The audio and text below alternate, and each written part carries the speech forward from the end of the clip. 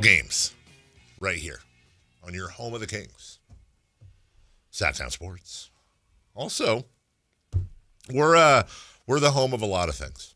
So we're the home of Sactown of the Kings. We're the home of the Niners, and I like to think of it as like a house. And so, like the Kings probably have the bottom floor. Let's be honest. Do they? They take up a lot of room. Dude.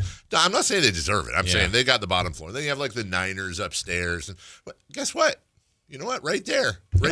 I like to think of UC Davis football and basketball. Now, when I say the basement, I don't mean that in a derogatory way. I'm saying they're the cool kids that have the finished basement in the Midwest that has the dartboard and the pool table. That everybody wants to go to. Everybody wants to go down there and hang out, but not everybody can. Yeah. And then you have to get past the doorman. You know who that is? Who? Coach of the UC Davis Aggies, Coach Tim Plough. Coach, good morning. Boys, how we doing? Great. How are you? We're stupid. How are you? We're idiots. Doing great. Just wanted to fill you in. We're goofballs, Coach. It's opening day for the Sacramento Kings. There's excitement and tension and nerves abound. You've been through a few football opening days in your life. How long after the game starts does it take for whether it's butterflies, nerves, whatever you're feeling? About how long does it take for that to go away?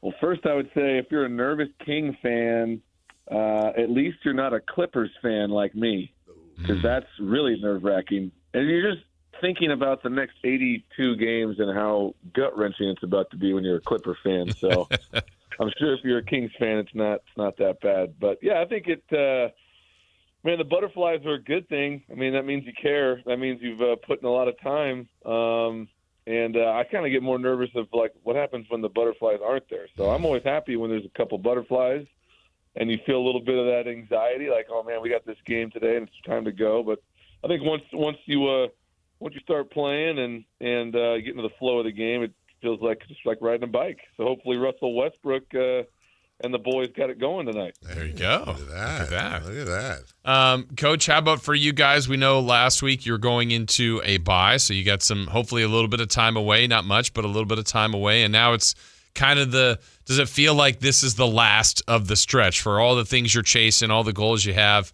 This is kind of the push to the finish now, beginning this week? Yeah, it feels like we've had like 3 seasons already, doesn't it? Like, it's like we still got 5 games left. I was telling the team if we go where we want to go, we might have 10 games left. So, it's definitely – we tried to break the season up kind of into 3 parts. We knew that first part was kind of the road warrior. Like, we got to just survive these road games and get through that. And then we had, like, the middle section, like, hey, we got to be successful. Got a lot of home games. Then we got this final stretch here where got 5 games. 3 of them are going to be on the road. And, conference is going to really shape up, and so every week's going to be important, and hopefully the bye has allowed us to, find our calmness and stillness before we seek joy here for the final 5 weeks. But I'm excited about the team. We've overcome a lot, and specifically, I always think it's important to play well off of a bye week. You have an advantage when you got an extra week to prepare. So I expect us to play well. We were just having this conversation. Obviously, college football is different from, baseball, but we were having a conversation about the Dodgers and the Blue Jays. Dodgers have been off for a while. Blue Jays just wrapped up their series a couple days ago against the Mariners, and we talked about rust. We talked about being in form for a game and all that. So with a bye week, how do you walk that tightrope between rest, being fresh, both mentally and physically, but also making sure guys aren't rusty coming out of the gate? God, Blue Jays better beat the Dodgers. Right? 100%. Well, hold on. How are you a Clippers fan? He's a Padres. Oh, that's right. Yeah. Okay, good for you. And formerly the San Diego Clippers. Okay, I get it. Well, that's what happened. My dad, I said, Dad, I got to have an NBA team. Like, who do I root for? And he's like, well, you can pick the Rockets or the Clippers. They both played in San Diego. And that was like, early 90s. And I was like, oh, cool, I'm going to go with the Rockets because they were really good. And then my dad said, actually, no, that's cheating. You can't pick a team that's good, so you're a Clipper fan. And then that's how that started. But, yeah, I think when you take time off, it just depends on how you're using the time. Like, are you still preparing? And I know for us from a bye week, like, man, I love having the extra week. We're still going to work hard. We're going to put the game plan in early. So we're going through the game plan an extra 4 or 5 days. It should be locked in.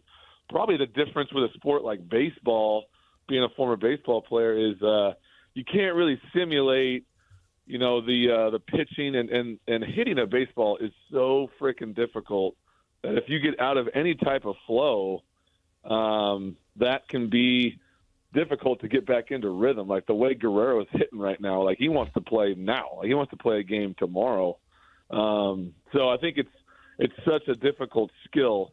So I pray to the baseball god that the Dodgers have somehow fallen out of rhythm. And I will sing the Canadian national anthem in my living room if they could just lose. Good for I you. do not want to see this anymore. So please, Blue Jays, get it done. Hey, maybe, Dave, we can work out something, when the Raptors come in, Coach. Yeah. I think that's later in the year. Maybe you could sing the Canadian national anthem at the arena. It's a great song. Hey, I'm just trying to get more people involved in the program. If that goes viral of me being an idiot and that gets hey, let's give this guy some dollars in that NIL account. Sure, Yes. I'll go sing the Canadian national anthem. I'll sing Whitney Houston, whatever you want me to sing at the same game. All right, I was on the edge here. Can I ask you a hypothetical question, Coach? Yeah, throw it out there. Let's say you had a game against a rival in the football coming up, and a member of the administration above you went on and made some tongue-in-cheek fun comments. Fun is in the eye of the beholder about the team you're about to play. Maybe giving them some bulletin board material, but trying to pump up attendance, pump up all that. As I'm not asking like what you say, publicly, or I'm saying internally. You see that clip? Are you saying, yeah, get more eyes on this thing? Or are you saying, you're writing checks my guys have to cash? I have no idea what you're talking about. I don't even know I wonder what happened. I think Just a hypothetical, Coach. Yeah, just hypothetical. Yeah. I mean, I've definitely been trained on more of the speak softly, carry a big stick mentality. But I think if you're an opposing team and the team you're playing has somehow given you some bulletin board material, hell yeah, you're going to use it. I mean, that's even if you got to make it up. I mean, we played, the team down south a couple of weeks ago, and they're one of our rivals, and they were going to have us change in another locker room, which they had to because they're redoing their facilities. They got this great facility they're building. But the way I explained that to the team was, hey, they're making us change in a different locker room. They don't respect you. I mean, so you're going to build up anything to create motivation for your team when you're playing a game. So if the other team is nice enough to provide that for you, then you can use that to your advantage. So whether or not, other teams decide to be more vocal about what they're going to do is up to them. But yeah, it's definitely not the way I was taught to do things, because you don't want to provide anything extra to the teams you're playing.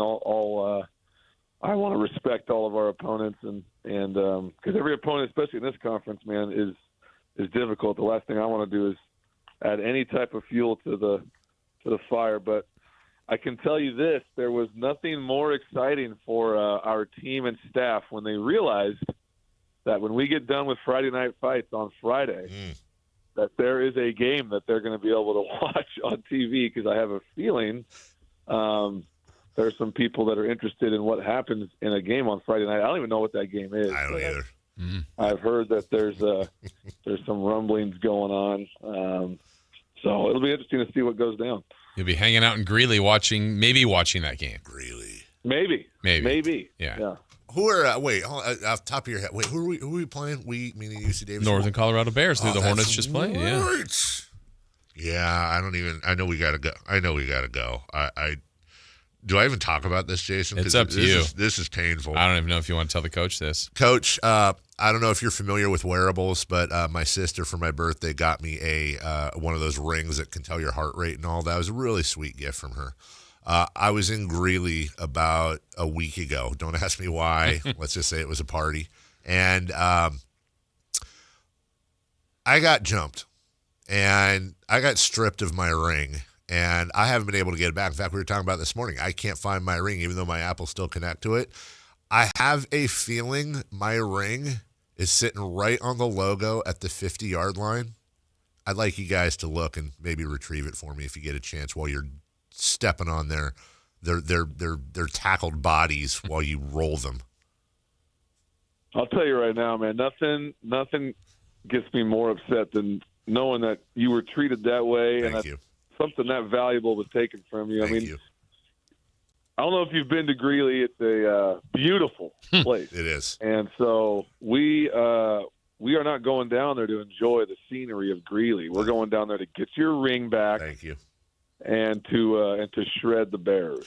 Avenge me. We're going to do our best to avenge you, sir, and play our very best football. Enjoy the rest of the bye week. Enjoy, hopefully, a big victory this weekend. And as always, we'll talk to you a week from today. Thanks, Coach. Guys, let's find some joy this week, all right? It's been a while. Let's get it done. Damn right. Thanks, Thank Coach. you. Thanks, Coach. We're way late for a break. Oh. And, hey, they're not pros. These are college kids. Mm-hmm. But if you want some pros, American Energy Home Pros here